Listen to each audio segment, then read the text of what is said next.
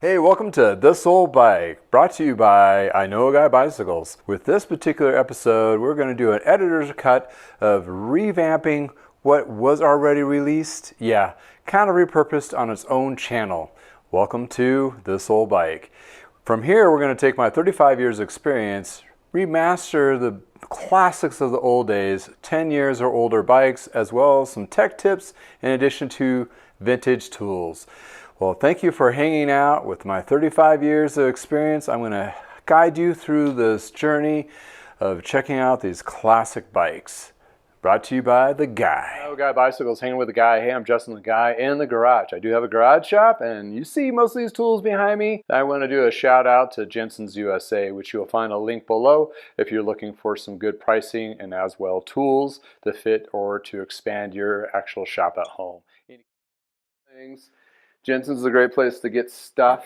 If you haven't heard of them, Jensen's USA used to be a wholesaler back in the day. Now they sell direct to consumer.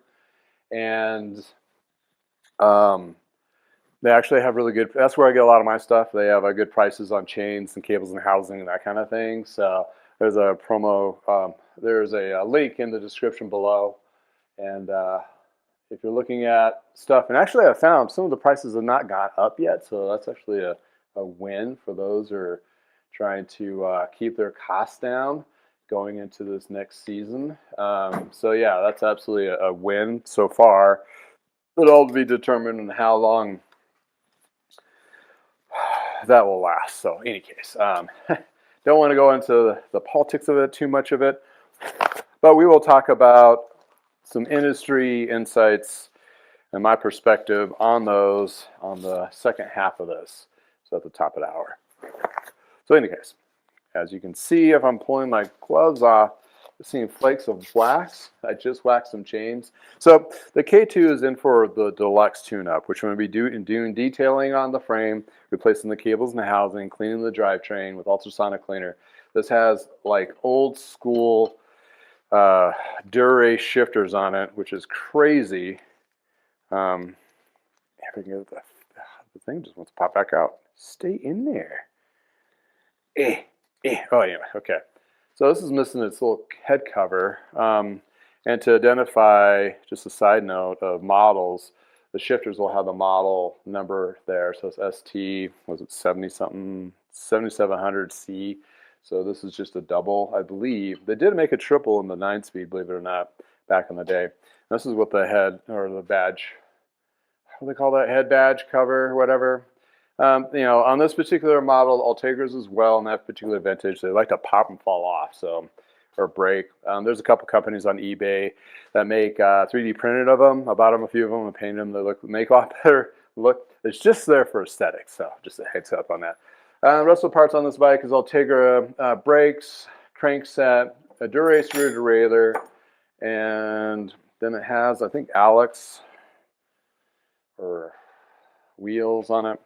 In any case, the reason why I talk about the parts is the parts I do when they're all broken down like this, I clean them, and I also put it's like a wax, ceramic wax spray hybrid. It's a little thicker. And that's what I put on the rims, and once they're clean, then I just apply that with the applicator, something like this, and therefore it protects those parts from, basically when you get gunk on it, when you wash it, it helps shed all that dirt, mud, what have you. So it has, I've noticed it on some bikes I've done already, and also customers have said, oh, once I rinse the bike off, everything just falls off. It's great. There are ludes that keeps you from having to use high pressure water, which all bike mechanics know. High pressure water into any bearing areas is a no-no. You don't want to do that. And even though a lot of shops do have like those spray booths in the back, that's just for them to just, they're basically volume. They're cranking out bike tunes and they just want to blow all that dirt off of it, which they're probably blowing out a little bit of grease out of those bearing ports. So any case, not to judge, but not to judge, kind of judging a little bit, a little judgy. But then again, those baths, I did check out the local check store here. They showed off this bath system, which was a converted company that converted dog washing stations to bike washing stations, and they charge like $3,000 to $5,000 for these things. It's insane. It's nuts. But in any case, I don't think you need to do that. But hey, if you got the money and not the sense, and you want to do that in your own shop or your own garage, sweet, sure. And I used to wash bikes off with the hose and that before pre-washing and so forth. Actually, I found since I do the full detailing of it, I just do it in the stand. I break all the parts down and clean it up, so it's always a low and light, polite cleaning type of situation. So, in any case, shifter nameplates, yes, and you can just look those up on eBay, and you'll find type in the model like I showed you, like the model number ST7700 or 6500, and I'll pop up the correct one that you need.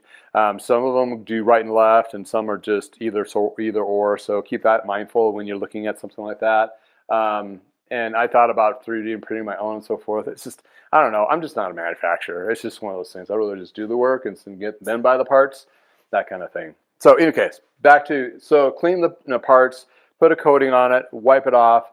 With the rims, when I do clean those, then I go back to the rim bed surface where the brakes contact. I use rubbing alcohol to clean that, so it gets any kind of cleaning or waxing off those. That gives you the best braking power and braking possible. Have 3 different unique hoods, yes. And if you want to, the hoods are, if you don't know, it's these rubber things. So be mindful of what you order. You can still see those in the used market. I'm not sure if anybody's making new ones of those. But that, any case, some people buy just shifters just to part them out for like the head badge, what was it? The shifter nameplates. I've seen like some Ultegra ones, like new in a little bag, from the late 90s, early 2000s, going for like $90 for one, which is just, insane. You can get the eBay ones. I think they were like $30, $35, what have you. They're made somewhere in Kansas. Kansas or something like that. In any case, so when you're looking at a bike, we're starting, this is going to be old bike detailing. Okay, you got to clean the bike, right? Get the parts off if you can. If not, rinse it, wash it. I use Purple Power mixed. You can get Purple Power from Amazon, Walmart, wherever. You can get a big jug of it. It's pretty cheap, 50-50 with water. And then I spray the bike down. I already did this one and wipe it down. The other philosophy for like auto detailing, you take water. This is just regular water, and spritz it, and that kind of sheds any kind of chemicals and so forth on there. Once that's either wiped down or dried, and therefore your frame should be pretty clean. Okay, so the tools that I use for higher level detail, which I'm going to be doing on this guy, I'm not going to be able to get all the scratches out completely, but I can get a lot of the scuffs and so forth removed. And also another pre-treating, cleaning, and about ceramic coating, it's all about the prep. All the work is the prepping to get that paint at best level as possible before you apply those ceramic coatings. The other trick I use, you can get Walmart, they have Clean Streak, or bike shops, or even on Jensen's, they'll have Clean Streak from White Lightning, which works well. I suggest using that if you're not familiar of how to use brake cleaner or carb cleaner. This is a little more intense. It's very fumey. You have to have an ID to buy it because they don't want you to be puffing it. And believe me, you don't want to get high on this stuff. It just gives you a massive headache. But in any case, not that I know, just whatever. I'm not going to go there.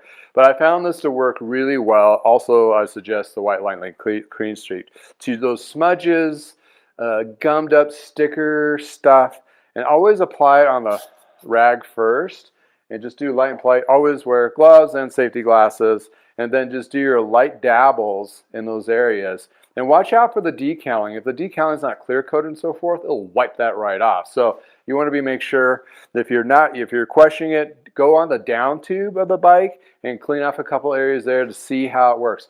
All bike paint for bike frames are not the same. They're going to have different levels and qualities and all that, just like cars. So you want to know on your bike what you're dealing with before you get kind of crazy. I've worked on a lot of different bikes and done a lot of detailing and a lot of cleaning of the frames. In that case, I've noticed the behavior of a lot of different paints. So I'm already pre-programmed to know how it's going to work. But even then, still have to be careful, because I've had some boo-boos like, oops, wipe that decal right off. In any case, that's another trick of cleaning. It's all about prepping and cleaning the frame. So detailing. So there's 3 levels of detailing that I do on a frame like this that has quite a few scratches. One is called a scratch and swirl. And this portion of it, I'm using Adams products. Adams is a detailing product line. It's actually sold out of Colorado, Denver, Colorado. And I mean, I'm not sure where exactly everything's made, but they have a huge laundry list of stuff. This is the scratch and swirl, and their stuff is kind of cool because it's color coded to the pads they sell. So orange is with red orange, the blue compound is with the blue pad, and the white is for the detailing. So I'm just going to do a small little section kind of thing so you can kind of get an idea. But this thing's kind of loud. This is also a Dremel tool. They sell like the auto detailing ones for the smaller pads. I found this one's a heck of a lot cheaper. Number one, it's like 50, 60 bucks. And it's smaller and lighter. For me, I don't want to be lugging a big tool around, which I am already a big tool. I don't need to add another one to my plethora. But that's what we're looking at. So you're looking at a Dremel tool, the buffing one here. On my Amazon store, you'll find this, as well as the Adams products. And in any case, that's what we're looking at. So we're going to get a little bit closer and personal on the frame here a little bit so you can get a little bit of insight. Hopefully you can see it. So I'm just going to focus on this little section here. Typically I do one layer of this, like each one, go through the bike frame a couple times. The scratch and swirl you want to do only certain sections. You don't want to do the whole frame unless the frame is like totally messed up. You just want to concentrate on areas to kind of clean those areas up. So I'm going to take 2 seconds here to do that.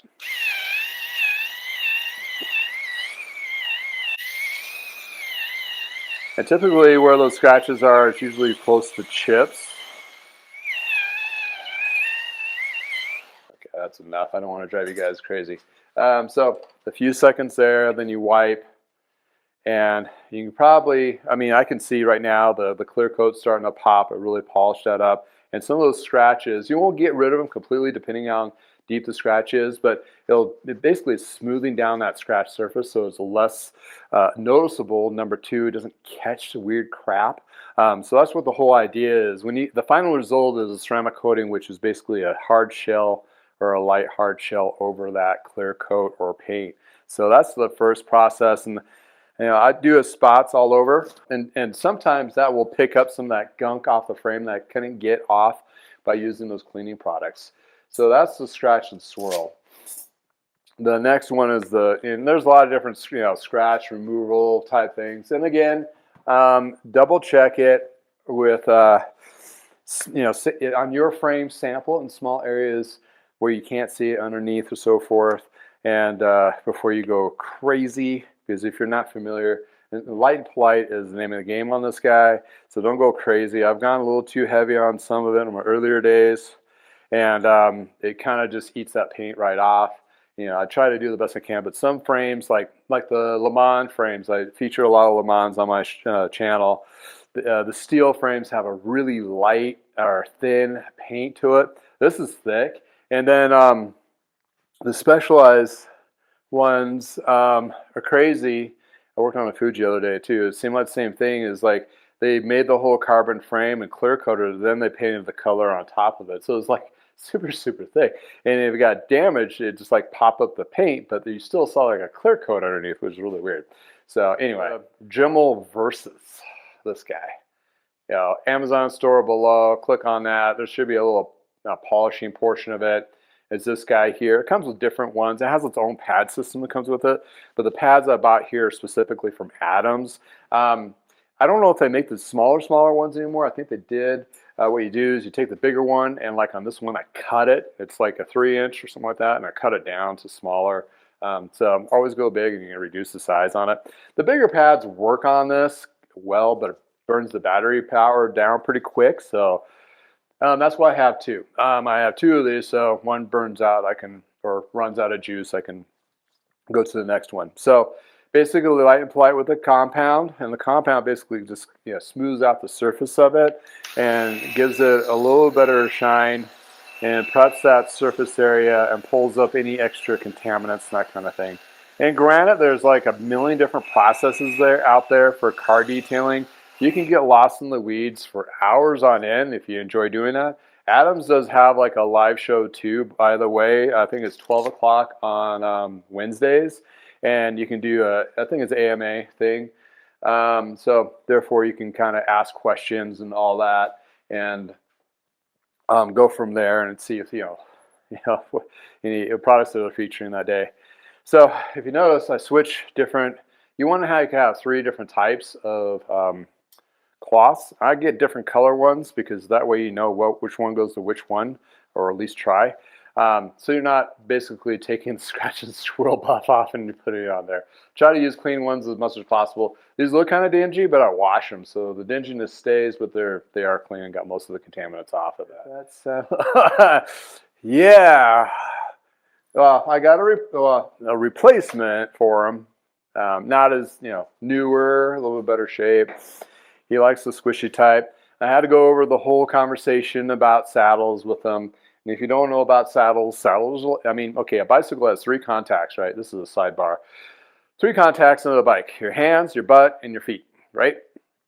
Hands, bar tape, grips, gloves, added protection, comfort, and so forth. For the hands also, bar stems, combinations, all that. It's a fitting thing, right? Saddles are really like shoes. So if you're a runner, you know this well. It's like your foot either fits a New Balance, a Saucony's, or Asics, or a Nike. It's not that you drink any of their Kool-Aid at all. It's what fits the best if you're an avid runner or just a person that has feet and that uses shoes. That is definitely something you'll notice. Like, okay, I'll walk the strip on Las Vegas and my feet are killing me in these flip-flops versus these other pair of shoes fit me really well. I'm an Asics person, so for trail running, which I don't trail run, but like hiking with that kind of thing, those shoes fit me the best. I tried the Asics, I tried New Balance. Okay, needless to say, the saddles are kind of the same way. So what I really suggest, if you're going to invest into a saddle, and try to buy from a location that has multiple brands. Trek specializes in a couple others that also have the fit guarantee to them. And the reason why you go into one location that has multiples is, let's just say you tried the Trek saddle out for a while and tried it, swapped it out once, maybe twice, and you're like, man, these just doesn't quite fit. That there alludes that you can go back to that same store, get store credit towards the specialized one or the other brand. And the reason being is, just like I mentioned about shoes, one brand's going to fit you a little bit better than the other. Once you find that one saddle, it doesn't matter if you paid 100, 150, 250 bucks on the thing. I know that sounds extreme. They don't, number one, they usually don't wear out. Well, this is a vinyl, or not a vinyl, but a cloth style. So it was designed to fall apart anyway. But in any case, so you get a nice leather saddle. It fits you correctly. It's going to last a long time, and that's going to improve your riding experience. So that's the end of the day. That's the end result that you want. Is when you get a bike, you go for a bike ride, and your butt is not going to deter you from riding. Okay, the same concept could be done with shoes. So do the same thing, and don't worry about that shop swapping it out and feel bad. I keep on switching and using up saddles or using up shoes. Don't worry. Because as an inventory manager, we would send off a request or a return request to Trekker Specialized, and they don't want it back. They're like, just give it to a staff member. And therefore, the staff members get extra saddles and shoes. Used to. That may have changed. So if you're in the shop right now and they've changed their policies in any way, please comment below, because that's a couple-year-old Kool-Aid. But in any case, that's what I still kind of direct people to do for fitting. Any case, that's a good catch of the, and saddles. When you're working on bikes, saddles and grips, wear gloves. It can get weird.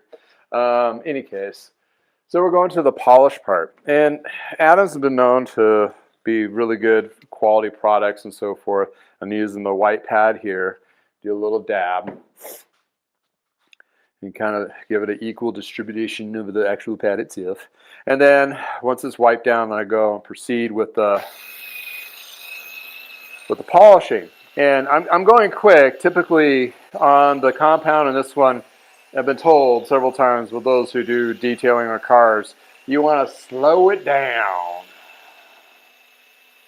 and go smooth, for example. So with that, then I know it's the same color, but I know it's a cleaner one. I had 3 colors. Anyway, so you take your fiber cloth and you buff it off like that. Okay, so the frame is sparkly clean. In certain areas, like really pops. You can still see some of the scratches, but it's not going to, I'm not here to restore it. I'm refurbishing. 2 different things. Basically, refurbishing is taking what you got and make it the best you can. And restoring is like, I'm going to get some touch-up paint and match up that gray glitter and touch it up. Some people do that. Auto stores have like spray paint kits or spray kits that you can actually do touch-ups. Quite honestly, matching paint and color and tone, all it is you have to be an expert. There are people experts, but then again, on a bike like this, you're not going to want to put that much money into. Not to say there's nothing wrong with the K2 mod 4.0. Not at all. It's just, if it's not like, let's say you had a classic, and I'm going to ruffle some feathers here. What if you had a classic Postal Lance Armstrong bike, and it was actually one of the team bikes, and you were like, ooh, and it has some scratches and so forth from whatever racing or been in somebody's garage for the last 2 decades, and you're like, we need to like refurbish it, not refurbish it, but detail it to the point where it's restored. There lies that, because that bike is now probably what, 5-10 grand to go into a museum. Just saying. In any case, makes it a little bit nicer, all those kinds of things. The paint is what they call corrected. Like you said, like I said earlier, you're noticing this right off the bat. It's like, oh, this is a lot of work. Well, the bike frames are a lot smaller than cars, so if you can do that to your car, a bike frame is and this is one of those certain scenarios that if you do it once, you really don't have to do it again, and not as deep detail. This is something like if you had a bike and it's been abused for a while. In other words, thrown around the garage, right, that kind of thing. And you can do this, but when you do it as a preventative later on, it's more of smaller sections. Something like this has been neglected for a long period of time, hasn't paint, just ridden. That's great. It's awesome. I'm going to make it look nicer, make it pop, and then I'm going to add a protection. On to the protection. Here we go. Ceramic coating. Ho, ho, ho, ho. Dun, dun, dun. So before that, we are going to rubbing alcohol. You just want to make sure that surface is completely clean from everything. So you basically wipe down the surface area like so. That sometimes will leave a little bit of a haze, and then once that completely evaporates off, you relieve it from all of its contaminants. And then I'm going to switch brands on you here. I'm going to go with, well, I have 2 brands. I've used lithium ceramic slam on a lot of bikes for the last year. Also, I've used the graphene ceramic spray coating from Adams. This is my initial overview of these 2 products. This seems to stack up really well. This one works well, but if you don't knock it down before it, right after it flashes, and it leaves a smear, then you have to redo it. This is a little harder to use, but as in testing, I have no idea. They seem to perform about the same. I like the stacking feature of the ceramic slam. Also, for those who just don't want to be like hovering over their bike frame and waiting for it to flash and then wipe it down, this you can put a coat on it, walk away, or even the next morning, knock it down, spray it again. They typically, I think they say you want to wait, say 1 or 2 minutes, but I'd say wait like about 5 or 10 minutes before you put the next coat on there. And what that is doing is you're layering the ceramic coatings on top of each other. Also, when I do this, I'm using an applicator like this, and then I'm going through the frame 2 times on both sides, and you basically just wipe it on like so, wipe on, wax off. and then you go through all the nicks and crannies. The reason why I go over 2 times on both sides for one application is whatever I may have missed the first time, I caught it on the second time. And I do 2 to 3, usually 3 stacks on a bike frame. And yeah, it is a little bit of a time process, but I do that, set my pad down in a clean area, and proceed to work on my other parts, true wheel or whatever, and come back and hit it again and get that second layer, let it set. Then after about an hour of the third, then you go and you take your cloth and knock it down. And with that knockdown, you'll notice it'll be on this one is like a haze. Lithium ceramic slime is like a haze to it, and when you knock it down, it's like becomes, you feel a tack at first, and you push it, and it's like super smooth. It's like super nice, and you get a nice shine, clear, and all that. And then you let it sit for, I let mine sit for 24 hours before I reassemble the parts. So this one, I'm going to do this detailing and ceramic coating today. Let it sit overnight, do the coatings and so forth. So basically my process on this bike here, I started last night or afternoon, took 2 hours of stripping all the parts and cleaning it and that kind of thing, waxing the chain and all that. Today I'm going to do the frame, detailing and so forth. I have bar tape on order, so that's going to show up later today. And then either probably tomorrow morning I'll attack it, throw the parts back on there, and then string it up, do all the adjustments and put the bar tape in and the other saddle there. Josh, good eye. And then it should be go. So yeah, that sounds like a hefty lift. That's how I do it, because I do a whole bunch of different things during my business of my day. So the shop perspective of it is like, oh yeah, I work on the frame for a couple hours, then I do some promoting or listing parts on my website, then I go do this, and I go pick up my daughter from school, and then I go do that, and I go look at another bike and go pick up boxes at the local bike shop or drop off, so I'm it. So I'm wearing a whole bunch of different hats during the course of the day. I just don't work on one bike throughout the day. It's kind of like a skip. So for me, between selling parts and everything else, it's basically a time balancing every day. And the bikes for me are not I'm not trying to push through as many units as possible. I don't do volume repairs anymore. It's high quality repairs over a couple of days, and then on to the next. I got another truck over here, Checkpoint, I think it is. That's my next victim, and not the high level like this one, but that's what I do. That's how I roll. In any case, today's show is brought to you by Medem Bikes, where you can find bicycles that won't break the bank. Great brands like Univega and Vin Diesel, but give you a good quality, safe ride to be able to do those extended rides and get into cycling. You'll find a link below with added savings. Extend that adventure starting now. All right, so that's a long-winded way of detailing your frame. That's a 5-inch section here. So the idea on cars and bikes is, if you get a new car and you get a new bike, this is the time to do the ceramic coating. So got a newer bike, and I'm going to show you how that works. So it is a lot easier, a lot less expensive, and easier to do at home kind of thing. I actually brushed up on a couple ceramic coating videos currently, see what the latest state of the state is on it, and this is what I came up with. So this is a Marlin 6. It's no more than 9 months used, and I'm used maybe 2 rides. It's actually in to be sold in consignment. So anybody looking for a medium Marlin 6 3rd gen, let me know.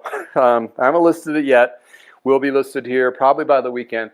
I need to do a couple detailing videos on it. And also it has a partner. There's 2 of them. It's the black with the silver decaling in a large, same make and model. I'm going to do a feature video on a review video-ish, in my perspective, of the new Q, shifting and derailleur, what I've seen from other tests, what this model fits in the complicated model filing system of Trek, and basically meant to just confuse the heck out of you and make you go into the bike shop to figure it all out. That's even you get to figure it out. In any case, so let's say you bought a bike, pretty color, like this is cool. Typically, what you want to do if you're comfortable with this is take the wheels off. In this case, I'm not. I'm just going to show an example, and this is actually pretty easy.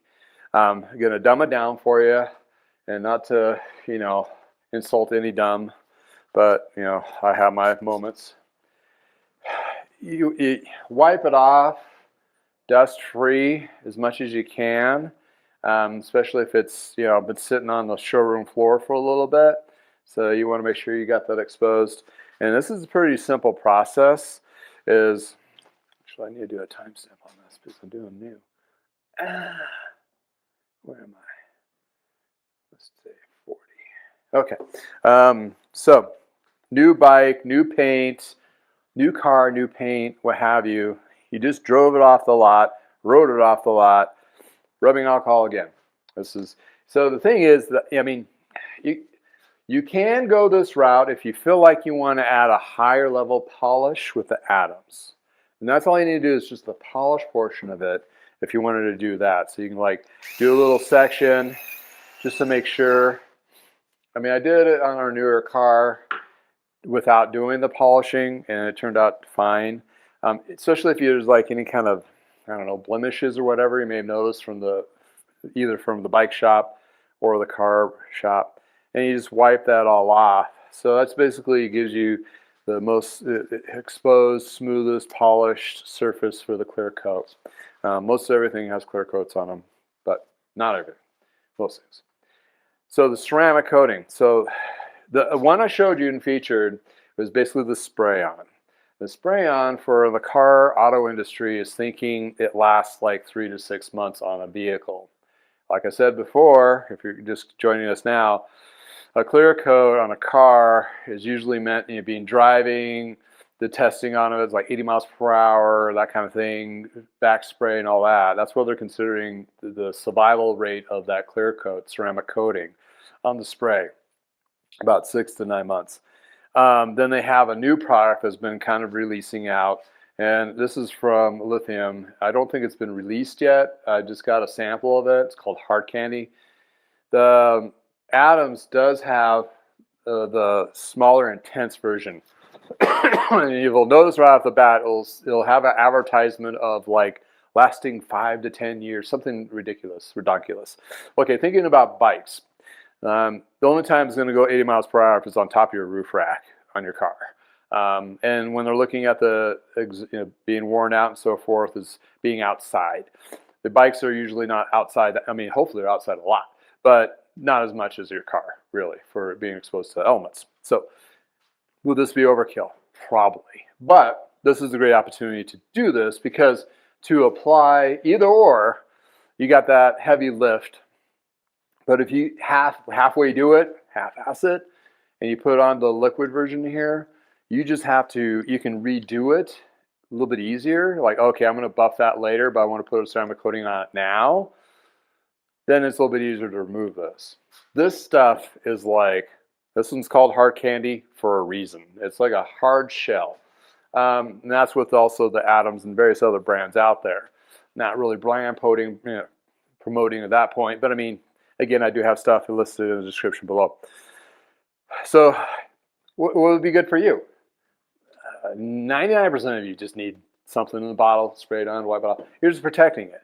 What that is doing when you're protecting it, and when you have it, you clear off the frame, add just a little bit of this. And a bottle of this is designed to do a car twice. Or a bottle of this for your shop will do 20 or 30 bikes with multiple stackings. So it'll last you a long time.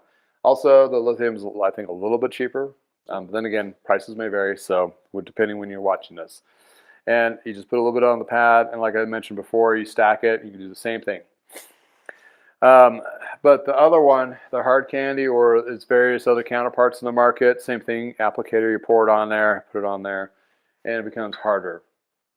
Well, the Hard Candy is really good on a perfect scenario. So if you got a bike frame that has a custom paint job and you want to put the best of the best on there, that's to do that. And you want to do it, take your time and make sure it's all on there. That'll give you that. That's probably the last time you'll probably need to ceramic coat your bike. Let's put it that way.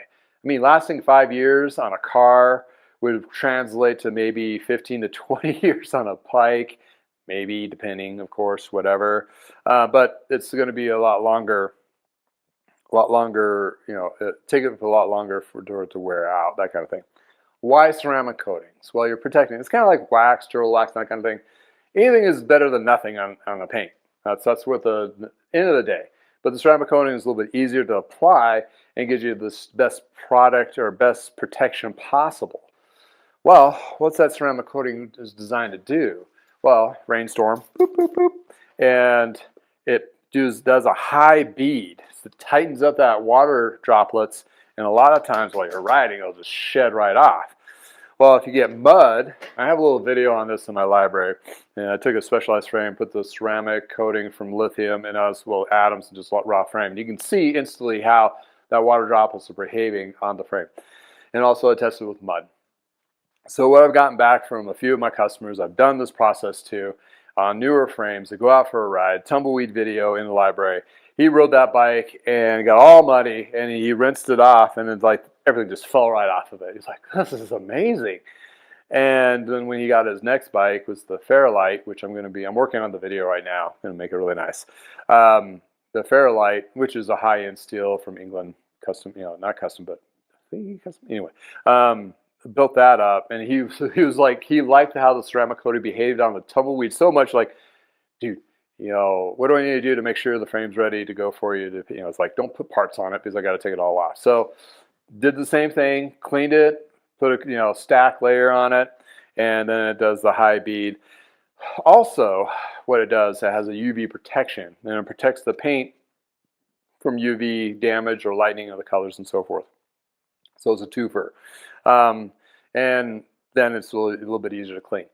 A clean bike is a happy bike. The worst wearing out of bikes itself is from componentry and so forth, is dirt, grime, that dust. They'll just eat away at componentry. That's where wax chains have become really more popular in that perspective. There's still some debate on what conditions you can do it. I've known some people that have ridden in really bad conditions, really humid conditions. They don't have any problems with it. It seems to work well. Longevity and componentry, same kind of concept, just hardening that area, protecting, that kind of thing. That's why I put the wax version or the heavier wax version on the bike, componentry, the shifters, the hoods. It does work on multi materials. The ceramic coating could be used on not just aluminum, stainless. It works well on titanium frames. And mixed materials it'll work on. Brings out, well, the other saddle, it won't bring that back to life, but it will protect this one, the nice Terry that's on there with the titanium rails. I think it's titanium, could be wrong. But it'll help that break down, that kind of thing. So, of course, you can go down the rabbit hole and you get so many different ones. I would suggest if you just want to protect majority of random of all your bits, just pick up a bottle of this for like 20, 30 bucks, whatever it is. I think there's a discount code to direct through lithium in the description below to help you, cut the cost down. And then with that protection, it will help. The prime example, I did the graphene spray from Adams on our car, which is a newer car. And my wife went on a work trip and went through Grand Junction area where it was really buggy. And the bugs are on there. And it's like, well, it didn't help with the bugs. I'm like, did it help with the washing of the bugs? That's the idea. It's like, and we put the car through the car wash, which is supposedly a no-no within the car detailing world. But we go through car washes, and the bugs just came right off. So, sticky bug guts, sure. Dirt, sure. Whatever else you can throw at it, maybe. Is it protected from damage from impact? I wouldn't say that. It may help a little bit, but not as much as you would think. Any case. Lo and behold, that's what we got. This does have multiple colors. Nice little paint things. If you've seen any video feeds of like the Specialized, they're taking like plastic bag and spray painting on it, doing some really cool patterns and so forth. This is something similar to that. The Treks have, most of them have a pretty decent clear coat on them. Then again, doing the ceramic coating and so forth does help from sealing up those areas. So it'd be really good for steel frames. Just saying, chromoly frames like that Fairlight, the Tumbleweed, they're high-end chromoly Reynolds tubing. I'm not sure about the Tumbleweed, but the Fairlight is Reynolds tubing. I ride steel quite a bit. Even if it's a chip, it actually gives an extra water protection coating, prevents rust or any of that contaminants going in. Even with aluminum frames, if the aluminum's exposed, water gets underneath there. It doesn't, it's like corrodes in a weird way. It's like that white puffy stuff, and you have to like polish it off and then put a clear coating on top of that. I mean, it doesn't corrode technically, but it does. I forgot the actual scientific name of oxidation or something. I don't know. Any case, and with titaniums technically and stainless steel, you don't need to worry about that, but it'd be nice to have an extra layer of protection. And the titanium frame on the Lightspeed that I worked on, featured in one of my videos, also in the library. I did put ceramic coating on it. And then once you have the ceramic coating on there, on either case, whatever the case may be, both brands make a kind of a refresher. Refresher from lithium is called Color Crush. And it does have a little bit of ceramic properties into it. And it does refresh that, the current ceramic coating that's on it. So if you have like something similar to the hard candy on there, then you use this. And I think, if you go with one brand, go with another. It's same brand. Don't switch it out with the ceramic. The detailing portion of it, the cleaning of it, whatever you want to use. Because you're basically cleaning that surface again with the rubbing alcohol. So whatever process and whatever, you just need to get there. And then when you use like the ceramic coating portion, try to stick with the same brand to brand. The refresh just kind of refreshes it, gives it a little extra life. So once you get that, even if you put it on a bike and you got the spray one, and about a year for your annual spring refresh your own bike, and if you're doing it yourself, you can just use this, get that ceramic coating back to life, and you should be good off to the races, literally. Any case, that is ceramic coating, new and used, going from there. I like to cover all the bits, as much as I can, because I know it has that protective. I mean, it's not going to hurt anything. Just don't submerge it, of course. But like on shocks, to get the blades. I mean, if you're an off-road mountain biker, it might be something to really think about. Okay, there's other things out there like the kind of like wraps for bikes where they have that harder plastic that sticks on there. If you're doing a lot of off-road riding, or gravel bike riding, you want to protect underneath. That's where a lot of chippings goes underneath the actual down tube. That's a good place. Underneath the chainstays too, that kind of thing, from just kicked up rocks and gravel and that kind of thing. There's a lot of products out there for that. That'll give you that actual armor protection. But the clear coat, or ceramic coating, will help with some of that sprayed up road gunk, tar specifically. Hopefully it'll help be able to remove that when it does cake up underneath. And believe me, I've spent numerous hours getting high on carb cleaner. No, not getting high, but just spraying quite a bit with the garage door open with fans, trying to not get high. Cleaning up areas where troublesome, very hard, even with your thumbnail, you can't get it to come off. So had those. Also, carb cleaner is good. So if you had bar wrap, you have nasty wrap on there, and you take it off, and it's stuff still stuck on there, you can spray on the rag and kind of like grip it really hard and massage that gunk off of those bars before you put new tape on there. This sticky stuff's not really that big deal because you're putting them right back on. But if you have a tape that leaves a whole bunch of that foam residue, and then you'll feel the actual uneven surfaces, you definitely want to get that off or cut it off with a razor blade, that kind of thing. A lot of little tips and tricks on that, because we've all been through that mess.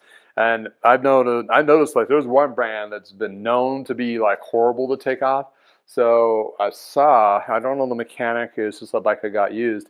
They took electrical tape and put electrical tape layer over the whole drop bar before they put the handlebar tape on there, knowing because at some point you're going to need to take it off, and electrical tape is as easy as to rip it right off.